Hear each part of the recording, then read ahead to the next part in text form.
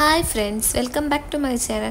അപ്പോൾ ഇന്നത്തെ വീഡിയോ 3ാം ക്ലാസ്സിലെ പരിസര പഠനത്തിലെ 7ാമത്തെ പാഠമായ നാം ജീവിക്കുന്ന ലോകം എന്ന പാഠത്തിൻ്റെ വീഡിയോ ആണ്. അപ്പോൾ പാഠം തുടങ്ങുന്നത് എങ്ങനെയാണ്? 2 കുട്ടികളുടെ തർക്കത്തിലൂടെയാണ് പാഠം തുടങ്ങുന്നത്. അപ്പോൾ അവരെന്താണ് പറയുന്നത്? അവരുടെ പേരെന്താണ്? സയാനും സമതയും. അപ്പോൾ സയാൻ പറയാണ് ഭൂമി പരന്നത് തന്നെയാണ്, എനിക്കുറപ്പാണ്. അപ്പോൾ സമത പറയാണ് അങ്ങനെയല്ല, പരന്നതെങ്കിൽ ഭൂമിക്കൊരു അതിര് വേണ്ടേ? അപ്പോൾ സയാൻ കടലല്ലേ ഭൂമിയുടെ അതിര്. അപ്പോൾ ഇവരുടെ തർക്കം എന്താണ്? ഭൂമിയുടെ ഷേപ്പ് എന്താണ്, ആകൃതി എന്താണ് എന്നതിനെ കുറിച്ചാണ് ഇവരുടെ തർക്കം. സയാൻ പറഞ്ഞു എന്താണ്, ഭൂമിക്കൊരു പരന്ന ഷേപ്പാണുള്ളത് എന്ന്. അപ്പോൾ സമത പറയാണ് പരന്നതാണെങ്കിൽ അതിന് അതിര് വേണ്ടേ? അപ്പോൾ സയാൻ പറഞ്ഞു എന്താ, ഭൂമിയുടെ അതിരാണ് കടൽ. ടീച്ചർ അവരുടെ സംശയത്തിൽ ഇടപെട്ടു. എങ്കിൽ കടലിലൂടെ വീണ്ടും മുന്നോട്ട് പോയാലോ? അങ്ങനെ യാത്ര തുടർന്നുകൊണ്ടേയിരുന്നാൽ അത് എവിടെ ചെന്നായിരിക്കും അവസാനിക്കുക? ഭൂമിയെ മുഴുവനായി കാണണമെങ്കിൽ നമ്മൾ എവിടെ വരെ യാത്ര ചെയ്യണം? അപ്പോൾ ഈ പാഠത്തിലൂടെ ഇവരുടെ സംശയത്തിനുള്ള എല്ലാ ഉത്തരങ്ങളും കിട്ടും. അടുത്തത് ഭൂമിയുടെ ആകൃതി.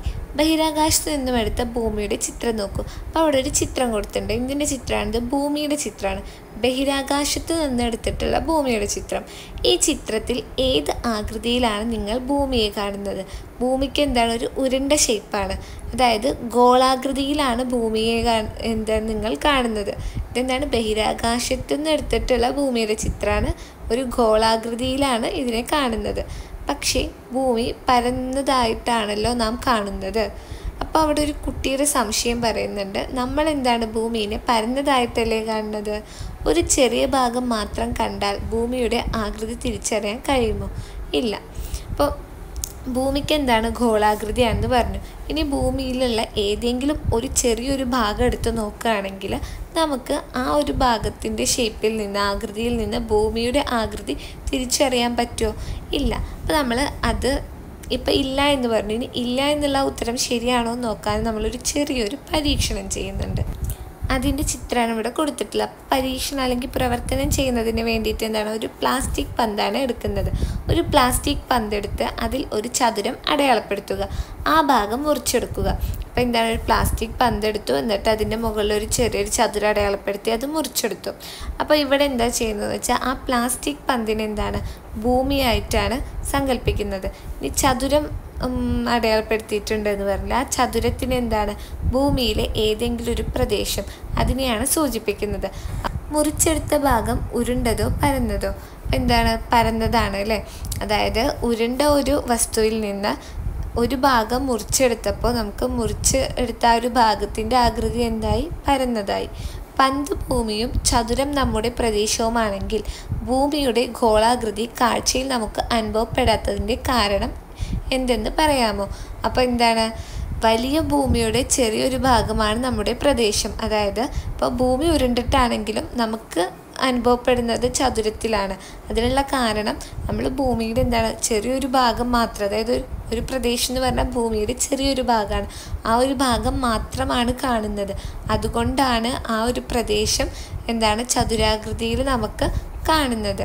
ഇനി ഉരുണ്ട ആകൃതിയിലുള്ള വസ്തുക്കളെ ഗോളം എന്ന് വിളിക്കാം. അപ്പോൾ ഭൂമിയുടെ ആകൃതി ഉരുണ്ടതാന്ന് പറഞ്ഞു. ആ ഉരുണ്ട ആകൃതിക്ക് പറയുന്നതാണ് ഗോളാകൃതി. ഇനി അടുത്തത് മെഗല്ലൻ്റെ യാത്ര.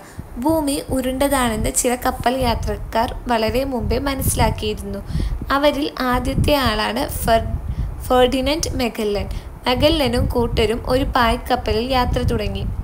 ഒരേ ദിശയിലാണ് അവർ സഞ്ചരിച്ചത്. യാത്ര വളരെ പതുക്കെയായിരുന്നു. വർഷങ്ങൾക്കൊടുവിൽ ആ പായ്ക്കപ്പൽ യാത്ര തുടങ്ങിയ സ്ഥലത്ത് തന്നെ എത്തിച്ചേർന്നു. എങ്ങനെയായിരിക്കും ഇത് സംഭവിച്ചത്? അപ്പം മെഗല്ലൻ എന്താണ്, ഒരു കപ്പൽ യാത്ര തുടങ്ങി. അപ്പം തുടങ്ങിയ സ്ഥലത്ത് തന്നെ എന്താണ്, വർഷങ്ങൾക്ക് ശേഷം അദ്ദേഹം തിരിച്ചെത്തി. അദ്ദേഹം യാത്ര ചെയ്തത് എന്താണ്, ഒരേ ദിശയിലാണ്. അപ്പം അതിനുള്ള കാരണം എന്താണ്, ഭൂമി ഉരുണ്ടതാണ്, അതായത് ഭൂമിക്ക് ഗോളാകൃതിയാണ് നമുക്ക് മനസ്സിലായി. ഭൂമിക്ക് ഗോളാകൃതി ആയതുകൊണ്ടാണ് ഒരേ ദിശയിൽ യാത്ര ചെയ്തപ്പോൾ തുടങ്ങിയ സ്ഥലത്ത് തന്നെ അവസാനം വന്നെത്തിയത്. ഓക്കെ. ഇനി അടുത്തത് ഭൂമിയുടെ മാതൃക. ഭൂമിയുടെ ചെറുമാതൃക ഉണ്ടാക്കിയാൽ അത് എങ്ങനെയിരിക്കും? അപ്പോൾ അവിടെ ഒരു ചിത്രം കൊടുത്തിട്ടുണ്ട്. എന്തിൻ്റെ ചിത്രമാണ് കൊടുത്തിട്ടുള്ളത്? ഒരു ഗ്ലോബിൻ്റെ ചിത്രമാണ് അത്. അപ്പോൾ ഭൂമിയുടെ ചെറുമാതൃക ഉണ്ടാക്കിയാൽ അത് എങ്ങനെയിരിക്കുന്നു എന്നാണ് ക്വസ്റ്റ്യൻ. എങ്ങനെയായിരിക്കും? ഈ ഗ്ലോബിനെയാണ് ഭൂമിയുടെ ചെറുമാതൃക എന്ന് പറയുന്നത്. കൂട്ടുകാരെ, ഞാനാണ് ഗ്ലോബ്, ഭൂമിയുടെ ഒരു ചെറിയ മാതൃക. ഭൂമിയെക്കുറിച്ച് പഠിക്കാൻ എന്നെ ഉപയോഗിക്കൂ. അപ്പോൾ ഗ്ലോബ് പറയാണ്, ഞാൻ എന്താണ്, ഭൂമിയുടെ ഒരു ചെറിയ മാതൃകയാണ്. അപ്പോൾ ഭൂമിയെക്കുറിച്ച് പഠിക്കണമെങ്കിൽ നിങ്ങൾക്ക് എന്നെ ഉപയോഗിക്കാമെന്നാണ് പറയുന്നത്. അപ്പോൾ കൂട്ടുകാരെ, നിങ്ങൾ ഗ്ലോബ് കണ്ടിട്ടുണ്ടോ? കണ്ടിട്ടില്ല വെച്ചെങ്കിൽ നിങ്ങളുടെ ടീച്ചർ നിങ്ങൾക്ക് ക്ലാസ്സിൽ ഓടുന്ന് കാണിച്ചു തരും. ഇനി എന്താണ്, അവിടെ ഒരു ചിത്രം കൊടുത്തിട്ടുണ്ട്. ചിത്രത്തിൽ എന്താണ്, ഒരു ടീച്ചറും കുറേ കുട്ടികളുണ്ട്. കുട്ടികൾക്ക് എന്താണ്, ടീച്ചർ ഗ്ലോബ് പരിചയപ്പെടുത്തി കൊടുക്കുകയാണ്. അപ്പോൾ ആ ഗ്ലോബിൻ്റെ ചിത്രത്തിൽ നിന്ന് നിങ്ങൾക്ക് മനസ്സിലാവും ഗ്ലോബിൻ്റെ നിറം എന്താണ്, നീല നിറം അല്ലേ. അതിൽ ഏറ്റവും കൂടുതൽ കാണുന്ന നിറം ഏതാണ്, നീല നിറം. അപ്പോൾ ഗ്ലോബിൽ ഏറ്റവും കൂടുതലായി കാണുന്ന നിറം ഏതാണ്, നീല നിറം. ഇത് എന്തിനെയാണ് സൂചിപ്പിക്കുന്നത്? അപ്പം നീല നിറം സൂചിപ്പിക്കുന്നത് കടലിനെയാണ്. മറ്റു നിറങ്ങളിൽ കാണുന്ന ഭാഗങ്ങളോ, അപ്പോൾ നീല നിറം മാത്രമല്ല, കൂടുതലായും കാണുന്നത് നീല നിറമാണ്. പിന്നെ അതുകൂടാതെ വേറെയും പല നിറങ്ങളും അവിടെ ഉണ്ട് അല്ലേ. അപ്പോൾ ആ ഭാഗങ്ങളൊക്കെ സൂചിപ്പിക്കുന്നത് എന്തിനെയാണ്, കരയിനെയാണ്. കരഭാഗമാണോ കടലാണോ കൂടുതൽ? കടലല്ലേ, നീല നിറമല്ലേ കൂടുതൽ. അപ്പോൾ നമുക്ക് എന്ത് പറയാം, കടലാണ് കൂടുതൽ. ഇനി ഈ പറഞ്ഞ കാര്യങ്ങളൊക്കെയാണ് അവിടെ ഒരു മഞ്ഞ നിറത്തിലുള്ള ബോക്സിൽ കൊടുത്തിട്ടുള്ളത്. ഗ്ലോബിൽ നീല നിറത്തിൽ ചിത്രീകരിക്കുന്നത് കടലാണ്. മറ്റു പല നിറങ്ങളിലായി കരഭാഗങ്ങളും ചിത്രീകരിക്കുന്നു. കരഭാഗത്തിൻ്റെ ഇരട്ടിയിലധികം കടലുണ്ട്. അപ്പോൾ ഇത്രയാണ് ഗ്ലോബിനെ കുറിച്ച് പറയാനുള്ളത്. അപ്പം ഗ്ലോബ് എന്ന് പറഞ്ഞാൽ എന്താണ്, ഭൂമിയുടെ ചെറുമാതൃകയാണ്. ഓക്കെ, ഇനി അടുത്തത് ആകാശം നോക്കാം. നിങ്ങൾ ആകാശത്തേക്ക് നോക്കിയിട്ടില്ലേ? എന്തെല്ലാം കാഴ്ചകളാണ് ആകാശത്തുള്ളത്? അപ്പോൾ നമ്മൾ ആകാശത്തേക്ക് നോക്കി നമുക്ക് എന്തൊക്കെ കാണാൻ പറ്റും ആകാശത്ത് നിന്ന്? രാത്രി സമയമാണെങ്കിൽ എന്താ, നക്ഷത്രങ്ങളെ കാണാൻ പറ്റും, ചന്ദ്രനെ കാണാൻ പറ്റും. പിന്നെ അതുപോലെ തന്നെ സൂര്യനുണ്ട് ആകാശത്ത്, നിറയെ ഗ്രഹങ്ങളുണ്ട്. ആകാശം എവിടെയെല്ലാം കാണുന്നുണ്ട്? തലക്ക് മുകളിൽ മാത്രമാണോ ആകാശം കാണുന്നത്? സ്കൂൾ മൈതാനത്തിന് നടുവിൽ ചെന്ന് ആകാശം നിരീക്ഷിക്കൂ. നിങ്ങളുടെ ഏതെല്ലാം വശങ്ങളിൽ ആകാശം കാണുന്നുണ്ട്? ഭൂമിയുടെയും ആകാശത്തിൻ്റെയും ചിത്രീകരണം നിരീക്ഷിക്കും. അപ്പോൾ ആകാശം എന്ന് പറഞ്ഞാൽ ഭൂമിയുടെ ഒരു ഭാഗത്ത് മാത്രം കാണുന്നില്ല, ഭൂമിക്ക് ചുറ്റും കാണുന്നതാണ് ആകാശം എന്ന് പറഞ്ഞാൽ. ആകാശത്ത് എന്താണ്, ഒരുപാട് ആകാശഗോളങ്ങളുണ്ട്. ആ ആകാശഗോളങ്ങളാണ് നക്ഷത്രങ്ങൾ, ചന്ദ്രൻ, സൂര്യൻ, ഗ്രഹങ്ങൾ. ഇനി അവിടെ എന്താണ്, ഒരു ആകാശത്തിൻ്റെ ചിത്രം കൊടുത്തിട്ടുണ്ട്. ആകാശം ഭൂമിയുടെ ഏതെല്ലാം ഭാഗങ്ങളിൽ കാണപ്പെടുന്നുണ്ട്? അപ്പോൾ ഭൂമിയുടെ ചുറ്റും എന്താണ്, ആകാശം കാണുന്നുണ്ട്. ആകാശത്ത് ഭൂമിയെ കൂടാതെ മറ്റു പല ഗോളങ്ങളും ഉണ്ടല്ലോ. ഏതൊക്കെയാണവ? പദസൂര്യൻ പൂർത്തീകരിക്കുക. അപ്പോൾ അവിടെ എന്താണ്, ആകാശത്ത് ഏതൊക്കെ ആകാശഗോളങ്ങൾ ഉണ്ട് എന്നുള്ളതിൻ്റെ ഒരു പദസൂര്യനാണ് അവിടെ കൊടുത്തിട്ടുള്ളത്. അത് പൂർത്തീകരിക്കാനാണ് പറഞ്ഞിട്ടുള്ളത്. അപ്പോൾ ആകാശത്ത് ഒന്ന് ഭൂമി, പിന്നെ എന്തൊക്കെയുണ്ട്, സൂര്യനുണ്ട്, ചന്ദ്രനുണ്ട്, ഗ്രഹങ്ങളുണ്ട്. അപ്പോൾ ഇത്രയാണ് ഈ ഒരു ഭാഗത്ത് പറയുന്നത്. ഇനി അടുത്ത ടോപ്പിക്ക് തുടങ്ങുന്നത് ഒരു ടീച്ചറെയും കുട്ടിയെയും കാണിച്ചുകൊണ്ടാണ്. അപ്പോൾ കുട്ടി എന്താണ്, ടീച്ചറോട് ചോദിക്കുകയാണ്, പകൽ എന്താണ് നക്ഷത്രങ്ങളെ കാണാത്തത്? അപ്പോൾ ടീച്ചർ പറയാണ്, നമുക്കൊരു പരീക്ഷണത്തിലൂടെ നോക്കാമെന്ന്. അപ്പോൾ പരീക്ഷണം എന്താണ്, വെളുപ്പ് നിറത്തിലുള്ള ഒരു ചെറിയ LED സൂര്യപ്രകാശമുള്ള തുറസായ സ്ഥലത്ത് വെച്ച് പ്രകാശിപ്പിക്കുക. വെളിച്ചം നിരീക്ഷിക്കുക. ഇതേ പ്രവർത്തനം അടച്ചിട്ട ഇരുട്ടുമുറിയിൽ വെച്ച് ചെയ്യുക.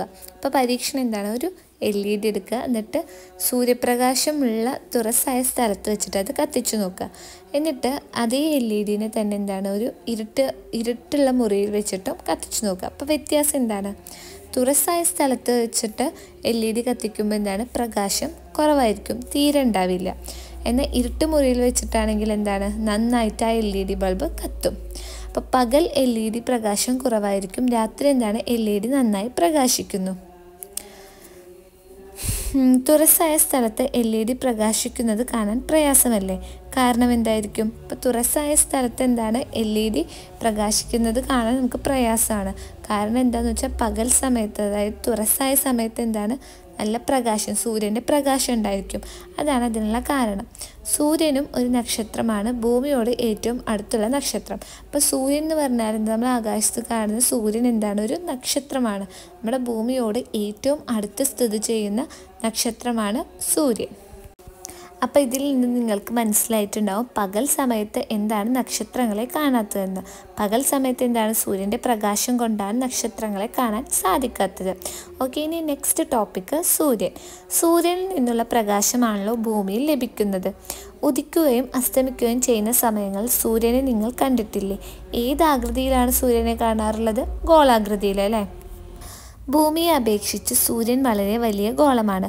വളരെ ദൂരെയായതിനാലാണ് ഭൂമിയിൽ നിന്ന് നോക്കുമ്പോൾ നമുക്ക് സൂര്യൻ ചെറുതായി തോന്നുന്നത്. അപ്പോൾ ഭൂമിയും സൂര്യനും കൂടി നോക്കുമ്പോൾ സൂര്യനാണ് ഭൂമിയേക്കാൾ വലിപ്പം കൂടുതൽ. പക്ഷെ നമ്മൾ ഭൂമിയിൽ നിന്ന് നോക്കുമ്പോൾ എന്താണ്, ചെറുതായിട്ടാണ് തോന്നുന്നത്. അതിനുള്ള കാരണം എന്താണ്, ഭൂമിയിൽ നിന്ന് വളരെ അകലെയാണ് സൂര്യൻ സ്ഥിതി ചെയ്യുന്നത്, അതുകൊണ്ട്. ഇനി അടുത്തത് എന്താണ്, ചന്ദ്രനെ നിരീക്ഷിക്കാം. ഭൂമിക്ക് ഏറ്റവും അടുത്ത് സ്ഥിതി ചെയ്യുന്ന ആകാശഗോളമായ ചന്ദ്രന് സ്വയം പ്രകാശിക്കാൻ കഴിയില്ല. സൂര്യൻ്റെ പ്രകാശം പ്രതിഫലിപ്പിക്കുന്നതാണ് ചന്ദ്രൻ്റെ തിളക്കത്തിനും രാത്രിയിലെ നിലാവിനും കാരണം. അപ്പം ചന്ദ്രൻ എന്താണ്, സ്വയം പ്രകാശിക്കുന്നില്ല. നക്ഷത്രങ്ങളൊക്കെയാണ് സ്വയം പ്രകാശിക്കുക, ചന്ദ്രൻ എന്താണ്, സ്വയം പ്രകാശിക്കുന്നില്ല. അപ്പം ചന്ദ്രനിലെ ആ ഒരു തിളക്കത്തിന് കാരണം സൂര്യപ്രകാശം അതിൽ വീണ് പ്രതിഫലിക്കുന്നതാണ്. ഇനി അടുത്തത്, സൂര്യൻ എന്ത് വലുപ്പം. സൂര്യൻ നിങ്ങളുടെ ക്ലാസ് മുറിയുടെ വലിപ്പമുള്ളൊരു പന്താണ് എന്ന് വിചാരിക്കുക. അങ്ങനെയെങ്കിൽ ഒരു മുത്തിനോളം ചെറുതായിരിക്കും ഭൂമി. ചന്ദ്രനാകട്ടെ ഒരു കടുകുമണിയുടെ വലിപ്പമേ ഉണ്ടാകൂ. എന്നാൽ അസ്തമയ സമയത്തെ സൂര്യനെയും പൂർണ്ണചന്ദ്രനെയും നോക്കിയാൽ ഒരേ വലിപ്പമായി തോന്നും. എന്തുകൊണ്ടായിരിക്കും? ഒരു ഫുട്ബോൾ മേശപ്പുറത്ത് വെച്ച് വലിപ്പം നിരീക്ഷിക്കൂ. ശേഷം അതേ ഫുട്ബോൾ സ്കൂൾ മുറ്റത്ത് ഏറ്റവും അകലെയായി വെച്ച് ദൂരെ നിന്നും വലിപ്പം നിരീക്ഷിക്കൂ. ഒരേ ഫുട്ബോൾ തന്നെ ആദ്യം വലുതായും പിന്നീട് ചെറുതായുമല്ലേ കാണപ്പെടുന്നത്. എന്തായിരിക്കും കാരണം? അപ്പം എന്താണ്, അടുത്ത് വെച്ചപ്പോൾ എന്താണ്, വലുതായി തോന്നി. അതേ സാധനത്തിന് എന്താണ്, കുറച്ച് ദൂരെ വെച്ചപ്പോൾ എന്താണ്, അതിൻ്റെ വലിപ്പം കുറഞ്ഞതായിട്ടാണ് തോന്നിയത്. അപ്പം അതിൽ നമുക്ക് എന്ത് പറയാൻ പറ്റും, ദൂരം കൂടുമ്പോൾ വലിപ്പം കുറയും. സൂര്യൻ ഭൂമിയിൽ നിന്ന് വളരെ അകലെയാണ്. എന്നാൽ ചന്ദ്രനോ? സൂര്യനെ അപേക്ഷിച്ച് ചന്ദ്രൻ ഭൂമിയുടെ അടുത്തായാണ് സ്ഥിതി ചെയ്യുന്നത്. അപ്പം സൂര്യൻ എന്താണ്, ഭൂമിയിൽ നിന്ന് വളരെ അകലെയാണ് സ്ഥിതി ചെയ്യുന്നത്. അതുകൊണ്ടാണ് സൂര്യന് വലിപ്പം കുറഞ്ഞതായി തോന്നുന്നത്. എന്നാൽ ചന്ദ്രൻ എന്താണ്, ഭൂമിയോട് അടുത്തായിട്ടാണ് സ്ഥിതി ചെയ്യുന്നത് സൂര്യനെ അപേക്ഷിച്ച് നോക്കുമ്പോൾ.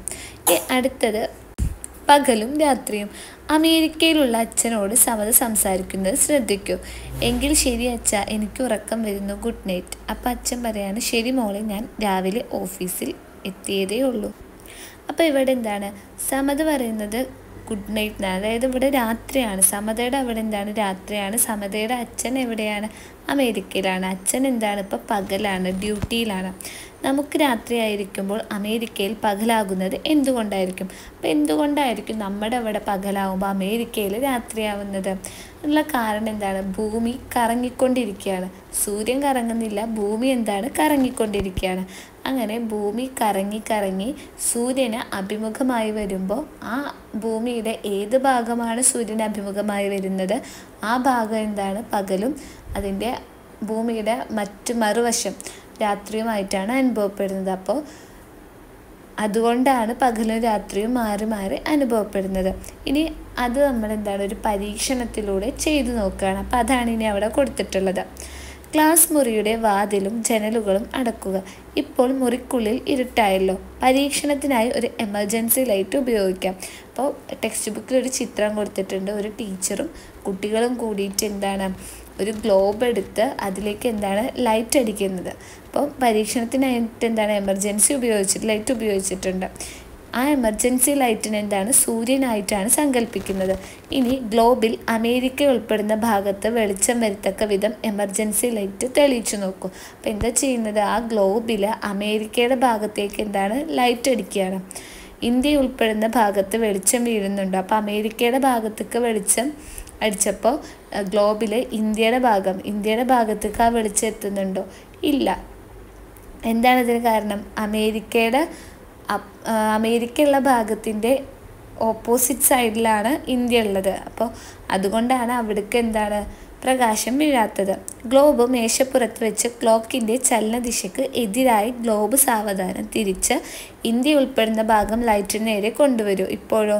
അപ്പോൾ ഇന്ത്യ ഉൾപ്പെടുന്ന ഭാഗം ഇനി ലൈറ്റിന് നേരെ വരികയാണെങ്കിൽ അപ്പോൾ ഇന്ത്യയിൽ എന്തായിരിക്കും, പകൽ എന്നാണ് അർത്ഥം. അതായത് ഇന്ത്യയിൽ എന്താണ്, ലൈറ്റ് പ്രകാശം കിട്ടി, ഇന്ത്യയുടെ ഭാഗത്ത് എന്താണ്, വെളിച്ചം കിട്ടി. ഇനി ആദ്യം വെളിച്ചം വീണ ഭാഗത്ത് തന്നെയാണ് ഇപ്പോഴും വെളിച്ചം പതിയുന്നത്? അല്ലേ, ആദ്യം അതിൻ്റെ ഓപ്പോസിറ്റ് സൈഡിലാണ് വെളിച്ചം പതിഞ്ഞത്. വീണ്ടും ഇതേ രീതിയിൽ തിരിച്ചു നോക്കൂ. അപ്പോൾ ഇതിൽ നിന്ന് നിങ്ങൾക്ക് മനസ്സിലായിട്ടുണ്ടാവും എങ്ങനെയാണ് പകലും രാത്രിയും ഉണ്ടാവുന്നതെന്ന്. അതായത് ഭൂമി എന്താണ്, ഭൂമിക്ക് സ്വയം കറങ്ങാനുള്ള കഴിവുണ്ട്, അതേപോലെ സൂര്യനെ ചുറ്റാനുള്ള കഴിവുണ്ട്. അങ്ങനെ ഭൂമി ഇങ്ങനെ കറങ്ങുന്ന സമയത്ത് എന്താണ്, സൂര്യൻ കറങ്ങുന്നില്ല. അപ്പോൾ ഭൂമി കറങ്ങുന്ന സമയത്ത് ഭൂമിക്ക് സൂര്യന് അഭിമുഖമായി വരുന്ന ഭൂമിയുടെ ഭാഗത്ത് എന്തായിരിക്കും, പകലും അതിൻ്റെ എതിർ ദിശയിൽ എന്തായിരിക്കും, രാത്രിയായിരിക്കും. അപ്പോൾ ഇങ്ങനെയാണ് പകലും രാത്രിയും ഉണ്ടാവുന്നത്. അപ്പോൾ ഇത്രയും കാര്യങ്ങൾ എല്ലാ കൂട്ടുകാർക്കും മനസ്സിലായെന്ന് വിശ്വസിക്കുന്നു. ഇനി ഈ ഒരു പാഠത്തിൻ്റെ ബാക്കിയുള്ള ഭാഗം നമുക്ക് പാർട്ട് 2 വീഡിയോയിലൂടെ കാണാം. Thanks for watching.